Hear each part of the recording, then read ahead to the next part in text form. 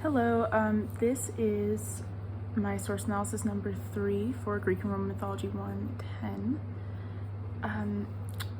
So for my first two source analyses, I analyzed vases, and now it is time to do the texts. So for my person of choice to write up or speak about and inform people about is Triptolemus, who I analyzed two vases about.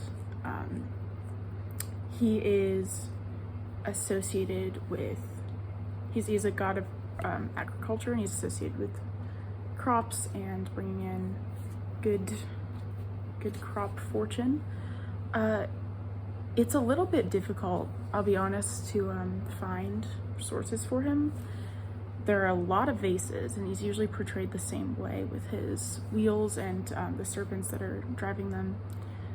Myths about him, a little bit difficult. However, I was able to find some writing on him, specifically from Pausanias, who was a commander in the Greco-Persian Wars and wrote Pausanias' descriptions of Greece. So he speaks a fair amount about Triptolemus in his works, specifically this one section where he's talking about all the different origins that Triptolemus is thought to have, which I think is interesting because I mentioned in my last videos that it's weird because he's sort of mentioned having different parents and different myths, and people can't really agree. A lot of people refer to him as a son of Eleusis, some son of Demeter. But here we have Pausanias bringing light to all of that. So he's talking about how there's a statue of Triptolemus in a temple that is in both temples to Demeter and temples to Persephone. And then he sort of gets into it. So from one account, it is said that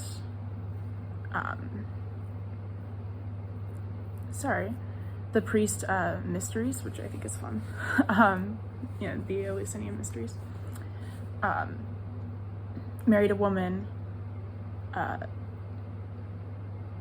who is of Eleusis, and then had two children who would be Ebulis and Triptolemus, which still incorporates Eleusis because he would be a grandparent, I guess. Sort of vaguely written. This is a translation, obviously. The second sort of thing is that he is referred to as Triptolemus, son of Chelios, or Celius, mainly in Athens.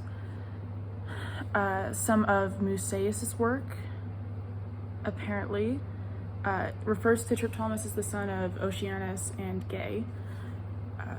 Gaia, which is also interesting. That seems way out of left field for me, because those seem to be more of gods of the beginning and sort of like the creators of things, and Triptolemus isn't that.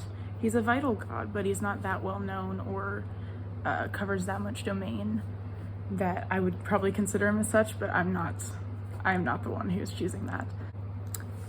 There's a playwright named Carolius, who is an Athenian and wrote a play called Alliope, which refers to Cercyon and Triptolemus being brothers. And it says that their mother was the child of Amphictyon, not Amphitryon. And then that the dad of Triptolemus is Reros,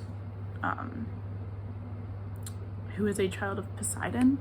It's all a little bit vague, but I do think it's interesting to dissect. I think it's interesting that Pausanias decided to dissect that because, that's not that many people talk about Triptolemus, and I think that with there being a lot of vase paintings around him, that mainly categorizes him with Demeter and Persephone, which is where most of his stories come in. But even saying most of his stories is rough because he's usually only just mentioned. But yeah, I think it's interesting that Pausanias did a deep dive into him here and addressed the different sort of myths made up about him. I feel like there aren't many people who are that up